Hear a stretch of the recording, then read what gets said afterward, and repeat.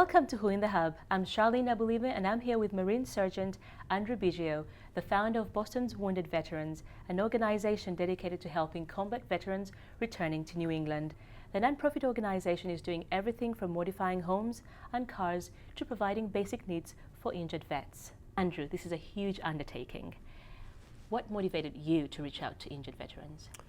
Obviously, my personal experience being a Marine after 9/11 and serving in Iraq and Afghanistan, I had friends that were severely wounded, also, as well as just former Bostonians that were also wounded in action that needed basic living needs or housing modifications. But it all started back in 2008 when I met a young Army paratrooper from Cape Cod who is one of the most severely wounded veterans in the country. He had a traumatic brain injury from an explosion in Iraq. They had to replace half of his skull. He lost an eighth of his brain, and he was 23 years old when it happened. And now, because of his traumatic brain injury, he's basically like a 10-year-old in a 24-year-old's body. And to see someone who was born in the same year as I was, and a great warrior, have that happen to him. It really, hurt my heart. And when I asked his parents what he needed, they said they wanted to put a new roof on their house, and that the VA wouldn't cover it, the Veterans Administration Hospital. And so I started a motorcycle charity run for him to raise the money for his roof. So I understand one of your biggest fundraisers is the Wounded Vet Run, and this past April, over 4,000 motorcyclists showed up for the 40-mile run. What surprised you the most about this? It surprised me the most because this is it's the fastest growing motorcycle charity run in New England. Just 3 years ago, we had just 300 motorcycles show up for Vincent Mannion. That's who was the Army paratrooper I was explaining earlier. And now we had about almost 4,000 motorcycles in April come out as a demonstration to go through all the towns and cities.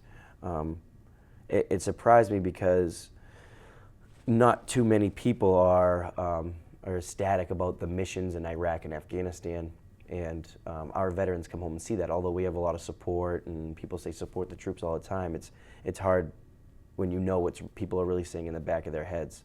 And to see 4,000 bikes and then another 1,000 people on foot show up for these 3 particular wounded veterans we were doing the event for really showed me that people care. They came out to spend their money, to donate, and to be there to tell us welcome home. Yeah. Specifically, if you could be more specific, how does this run help veterans? So every dollar raised goes straight to a series of wounded veterans we pick each year. So last year there was Corporal Nick Ufrazio from Plymouth, Massachusetts. There was Captain Jake Murphy from Wellesley, Massachusetts, and then also Lance Corporal James Crosby from Winthrop, Massachusetts. All 3 of those guys were severely wounded in either Iraq or Afghanistan. James Crosby was paralyzed from the waist down from a rocket fire explosion. Jake Murphy from Wellesley lost both his legs in Afghanistan, and Corporal Nick Ufrazio suffered a traumatic brain injury to where he's permanently in a wheelchair right now. We're hoping he'll start to walk again. But all the money raised goes to what they particularly need. So Nick Ufrazio's family, the traumatic brain injury Marine, his dad spent $30,000 of his own money to modify his son's house. He even sold his own motorcycle, sacrificed a lot, went in debt with credit cards, $7,000 on credit cards, stuff like that. We reimbursed his father, we paid up the credit cards, and we also custom painted and built his dad a new motorcycle since he had to sell his motorcycle to take care of his son. So it's things like that is what we do. Pay for new housing modifications. Jake Murphy, all he wanted the money to go to was a car for his wife, because him and his wife were sharing the same vehicle. He has to get in there with his prosthetic legs, use special equipment to drive it. Every time she wanted to drive, they had to take their special equipment out, sharing the same car. So we went and bought her a brand new Volkswagen Jetta. That's what she wanted. And then James Crosby, we helped him with a down payment on a new home. So are we as a society doing enough to help wounded veterans? It's not. I think the regular people in the society, it's out of their hands. Our federal government has the best veteran benefits of any army or military in the world, but yeah, of course, like anything, it could be better. I would like to see a system set up that where as soon as that wounded veteran was wounded and in the hospital recovering, that they're already remodifying his house and has his house ready for him when he is discharged from the hospital and done rehabbing. There has not been a system like that set up. Instead, guys are coming home and having to wait for the government or the VA to approve a loan to get work done. And in that case, they're actually living in homes that aren't modified for them yet. So they're walking up 2 flights of stairs to go to the bathroom with a fake leg. That's where our motorcycle ride has come in. We've been trying to be faster than the VA or get them stuff the VA won't pay for. So tell us about your experience in combat. How many tours of duty did you serve? I served in Iraq and Afghanistan, a tour each, so 2 tours. And I'm fortunate to be here in one piece. Our Afghanistan deployment was definitely very dangerous. Every day we were dealing with bombs in the ground, IEDs, calling in for bomb explosive technicians, EOD personnel to come and dismantle them. And every day we go out there to look for them, and you never know if you get out of the truck and you step in the wrong place, because they're disguised very well, or if your vehicle's going to run them over. My responsibility was I drove a mine-proof vehicle. It's called an MRAP. But every time there was a very important person that would come outside the wire with us, like a captain or battalion commander or a civilian contractor, I was the one that was driving them in that vehicle and escorting them through the dangerous areas. So how many veterans from the Afghanistan and Iraq wars are in Massachusetts? There's been, as far as post 9/11 veterans is what the state calls them, there's about over 40,000 post 9/11 veterans in the state of Massachusetts.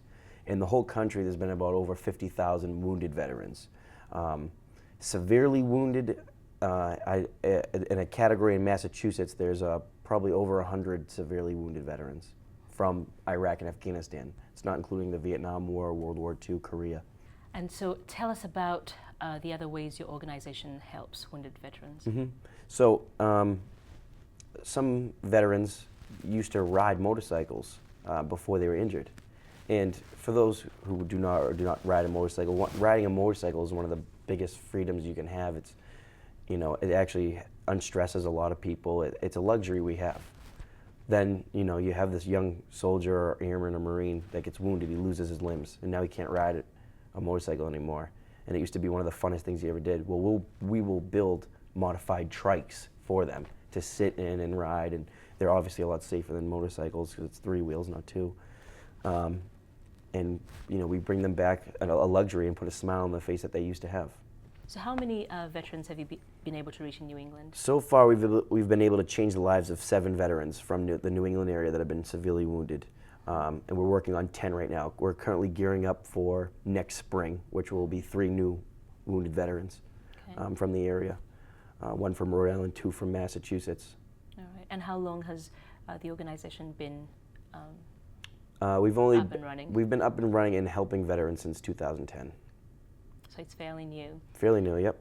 And outside of your major fundraiser, what other fundraisers do you hold? Outside of the Wounded Vet Run, I'm also one of the founders and proud to be part of a Massachusetts Fallen Heroes Memorial, which is an organization that's responsible for the fundraising and construction of a permanent monument in the state of Massachusetts dedicated to service members after 9/11 who have been killed in action in Iraq and Afghanistan. And the organization has gotten land actually in the Seaport District of South Boston, where the memorial will be built hopefully in the next couple of years. And what has the support for that been like? It's been tremendous. We've had 3 massive dinner galas at the Boston Convention Center, and over nearly 2,000 people a year attend and donate thousands and thousands of dollars. So. And in the meantime, before that permanent memorial is built, there's a virtual memorial. Would you like to tell us about that? Yep, and another part of the organization is that until the permanent structure is built, there is a virtual memorial that travels the state in an oak wood encasing with a flat screen TV where you could go up go from city to city and state to state and see which service members paid the ultimate sacrifice from that community, and a little bit of history about them, where they went to high school, what medals they earned. What have you learned through this experience, and what has touched you the most? What has definitely touched me the most is the outpouring support complete strangers have given me, wounded veterans, other veterans from Iraq and Afghanistan. They've come out from all over the state. They've used their own money to come show us support, to be there for us, to do anything we ask, to hug us, to shake our hands, to offer any volunteer, to offer money. That's what's really definitely touched me the most. And another thing that touched me the most is that the wounded veterans we're fundraising for are so humble and are so selfless that they want to give the money elsewhere. They want to give the money to the next wounded veteran. If we have remaining money left, they want to give it to the next wounded veteran. Even though it's all there for them, they want to give back. You know, we had a veteran post in East Boston, Mass. that was in rough shape, like a VFW, American Legion post. And the wounded veterans decided to give some of the money back to that post to redo it over, so it would be a nice home place for veterans to gather. And how much money has your organization raised so far? In the last 3 years, we've raised almost $250,000. Wow. Mm-hmm. So it sounds like you have a lot on your plate. Oh, yes. How can others get involved? Yep. The best way for people to get involved is obviously to donate. If they go to theyfoughtweride.com, that's theyfoughtweride.com, they can donate online to help wounded veterans. Anything else you'd like to add? Not quite. Just please to continue to support our veterans and to be patient with us as everyone starts to come home from Afghanistan. Well, thank you, Sergeant Andrew Biggio, for talking with us today, and good luck with your endeavor. Thank you for having me. For Who in the Hub, I'm Sharline Nabulime.